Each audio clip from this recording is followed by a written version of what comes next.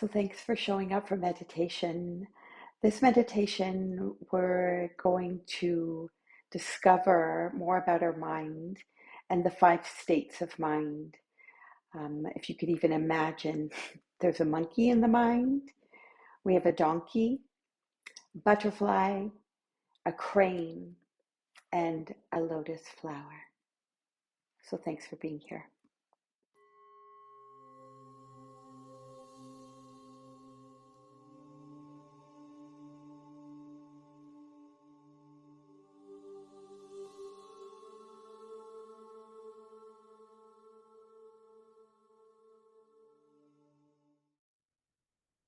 So, my friends, just finding your comfortable seat, whatever that looks like for you, and just settling in,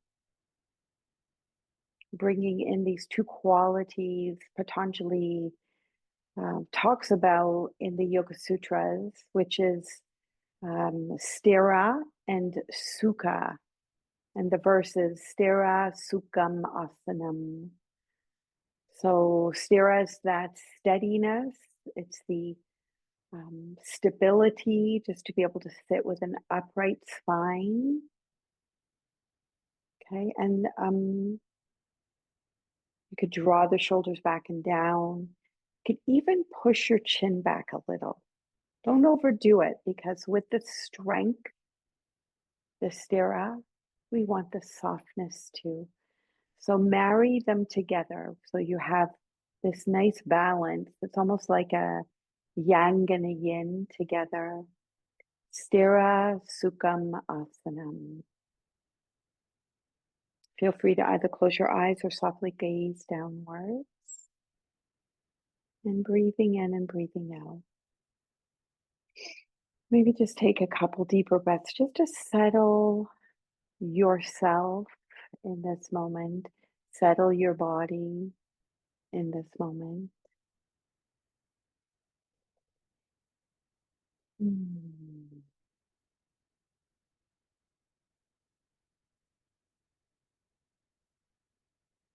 And coming home to your heart space.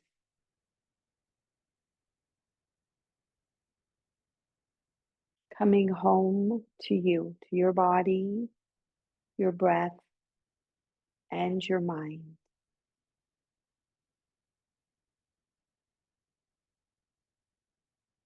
Allowing the breath to be the anchor. Keep coming back to noticing the breath that comes and goes.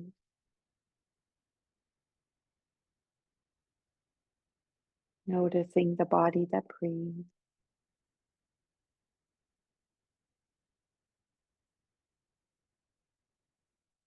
And your beautiful mind.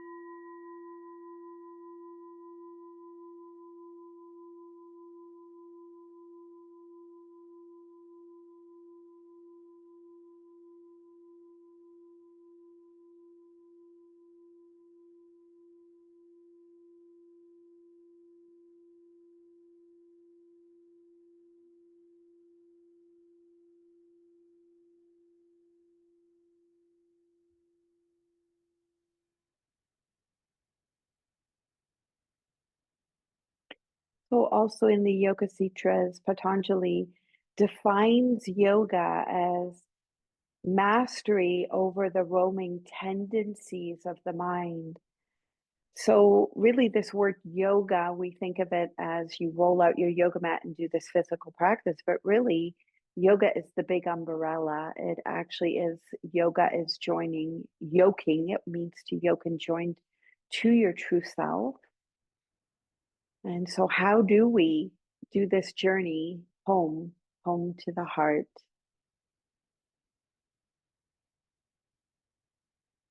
And so on our way to the heart space, we are just getting more intimate with ourselves to more understanding and I think yoga practice is great for physical, but it because we're paying attention to physical and we know where we're placing our body and what we're feeling in the body when we do certain things, we kind of miss a little bit with the mind. So I think what meditation is so good is we can become more familiar and knowing of our mind. And it is definitely a beautiful mind, and yet it can trip us up at times.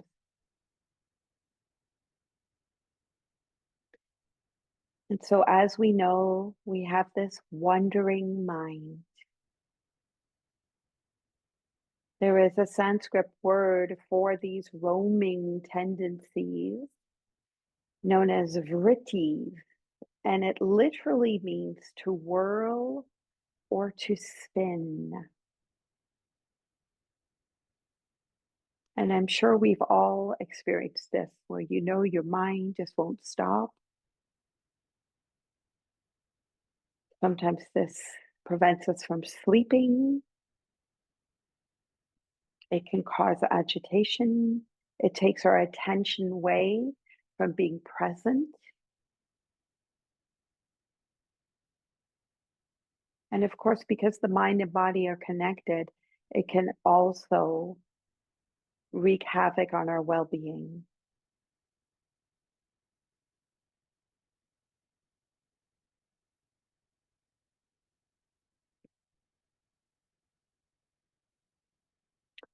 But when we're able to settle the mind, they say that this eases suffering.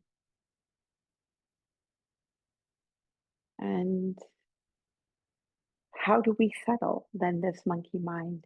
And so this is it. It's just coming to this seated practice, making a commitment to be still and to simply watch the mind for what it is.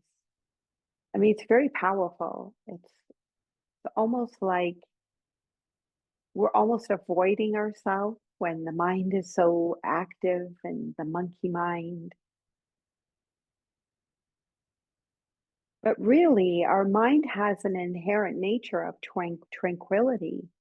It's just that the monkey side kind of seems to take over at times.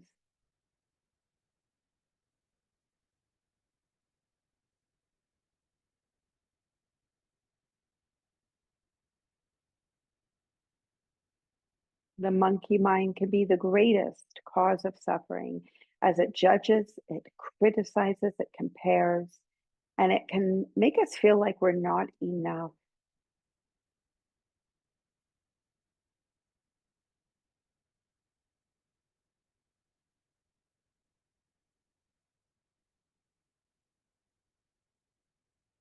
So we're here, we're hanging out with ourselves and our mind, our body, our breath, and our mind.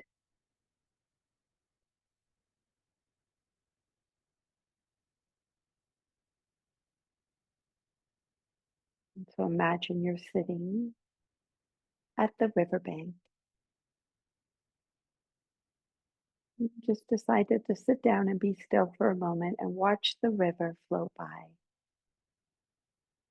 The river is symbolic of the impermanence of all life, that everything's always changing, not only in the external realm, but also the internal realm.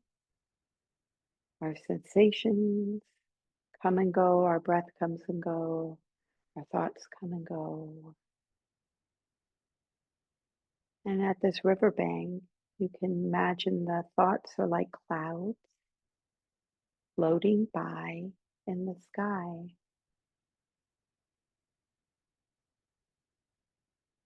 Just come back to the breath.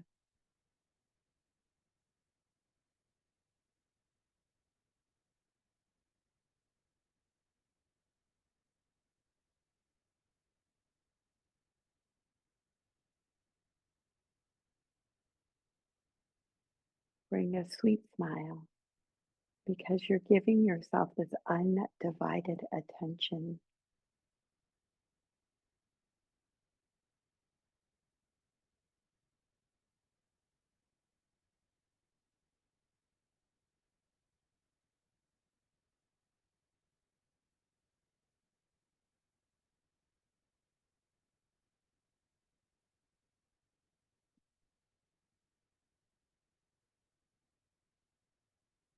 So Patanjali speaks of 5 states of mind,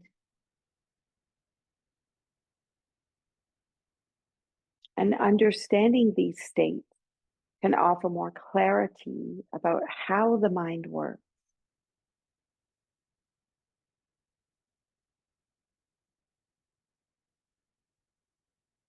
And the first one is the monkey mind, and we're very familiar with this one.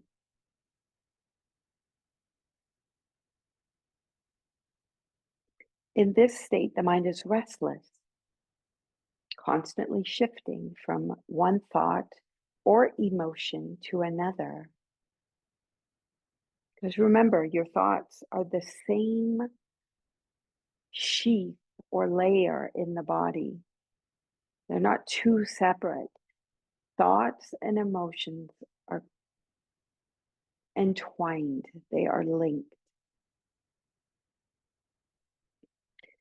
So when monkey mind takes over, you're in this scattered state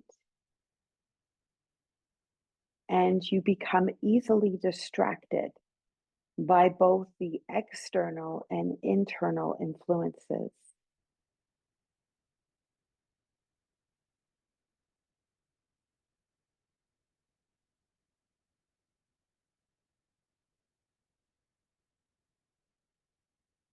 In monkey mind, even simple tasks become challenging and your decisions lack direction as you jump from one impulse to the next.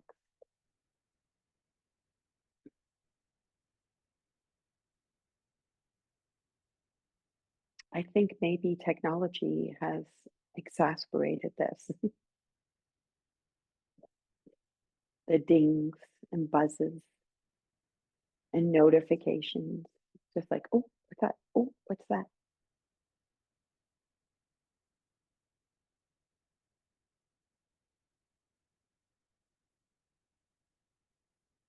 Okay, so make friends with the inner monkey. Just see it for what it is. And just by making friends and noticing, especially when that's very active, you're having a hard time concentrating, you can't get clear again, the decision making. To say, oh, the monkey's in the house. Say, hey, monkey, what's up?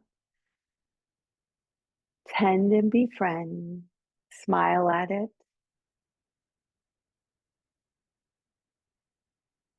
And this is going to help. It's going to help just ease, even a little bit. We've got to start somewhere.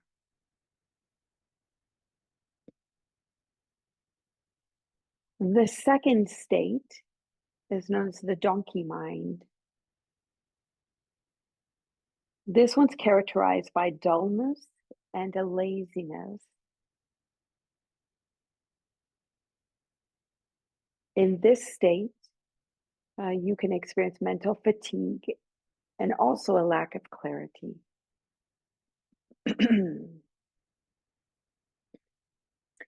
I think maybe social media, when you're focused, you are laser focused sometimes, so you get caught into just the scrolling. But I think there is that dullness that comes with it. It's just like you're just mindless. You're just going through. And we can just get trapped without even knowing it. With the donkey mind, sometimes there can be a sadness and a depression or a hopelessness. Those feelings can kind of come with the donkey mind. And there's poor concentration and even like a lack of purpose. But sometimes you can feel like you're just wasting your energy, your time.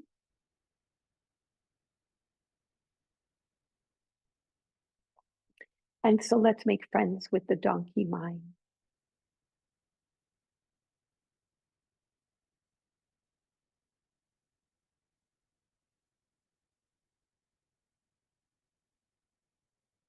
Sweet smile. Okay, the next one's the butterfly mind. This one sounds quite nice.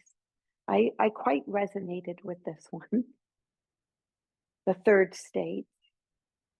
It can be described as distracted or butterfly-like. The mind is sometimes focused, but quickly pulled in different directions, much like a butterfly jumping from one flower to another.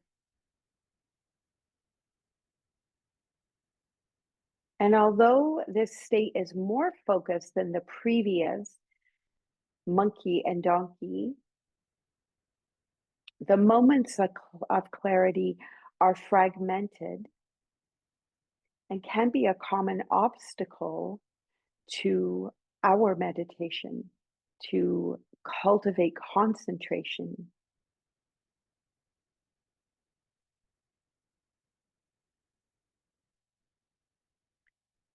So let's welcome in the butterflies. Sweet smile. The butterflies in the mind.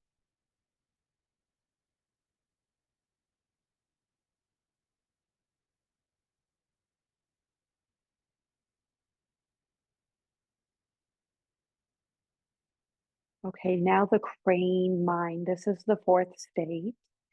And we are cultivating our inner crane mind. This one's described as single pointed. And that's what we're doing. We're giving the mind the focus, maybe the tool of the breath. Come back to the breath. One again and again. Patience, persistence, is coming back to one focus. Then the mind becomes undistracted by external influences and fully engaged with the present moment.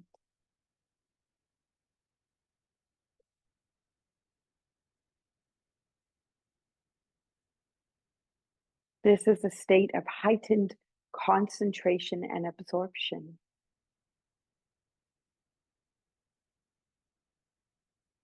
And so every time you return the focus to your breath, to your body, even to the thoughts, you're deepening concentration with the crane mind.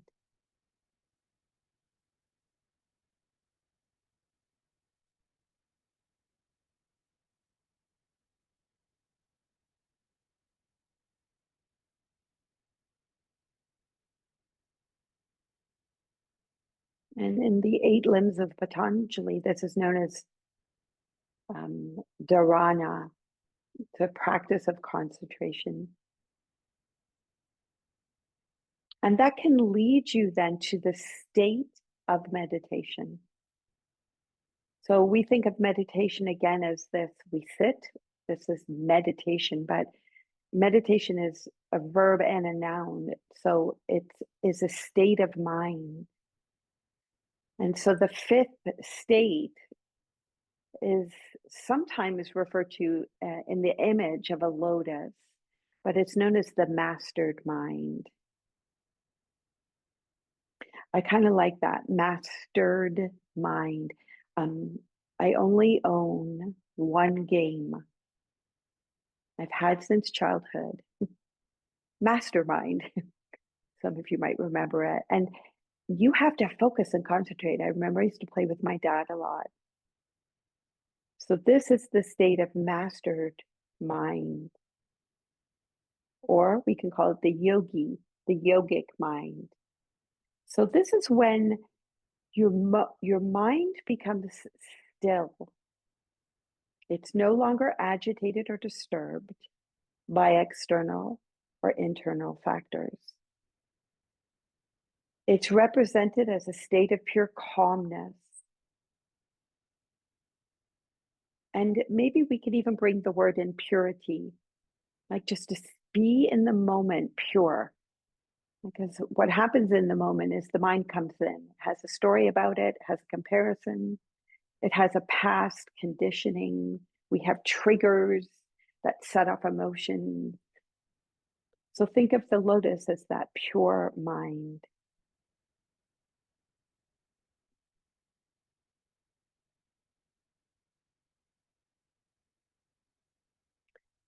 So in some translations, it's known as complete cessation of the mind, of the movement of the mind. And I don't necessarily agree with that because our mind's not going to stop until the day we take our last exhale. It's a part of human. We need our mind. But I think from my own experience, and I believe this, and my former teacher, Michael Stone, used to say this, that we are sometimes blessed or blissed from the fruits potentially of our practice, where we get glimpses of no mind.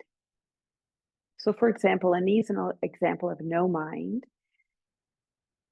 is when you see a breathtaking, maybe it's a sunrise, a sunset, the Grand Canyon, whatever it might be. And in that moment, that first moment, there's no thought. You're just in awe. That is what I would call those glimpses of the mastered mind or the lotus mind. And that's what we're privileged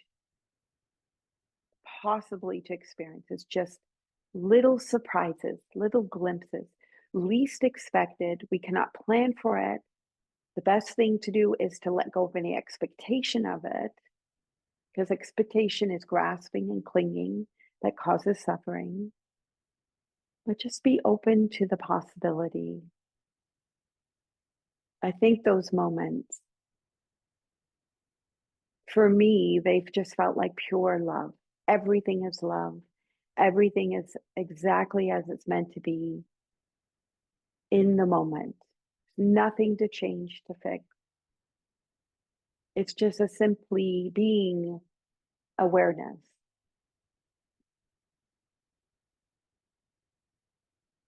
And of course, the monkey is going to make it very hard. The donkey has its obstacles too. The butterfly is getting there,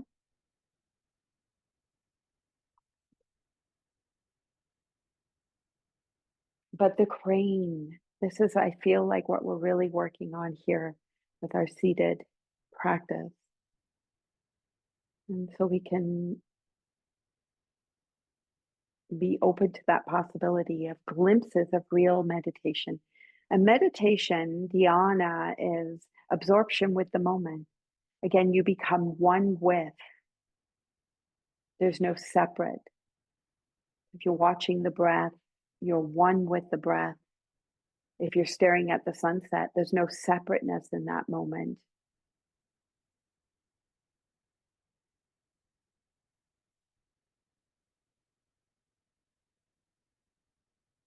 So come back to your sweet smile,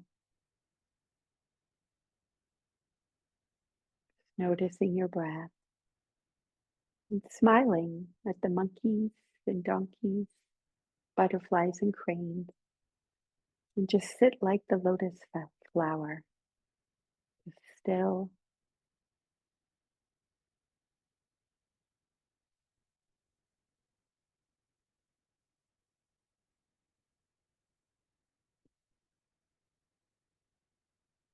Okay, my friends, bring your hands together in front of your heart. Open up the three middle fingers like the lotus mind, peering into the diamond light. Om Mani Padme Hum, may the jewel within the lotus be realized. Feeling your palms, thumbs to your heart space. Om Shanti, Shanti, Shanti. Om peace, peace, peace.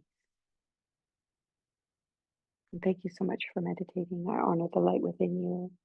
Namaste, my friends.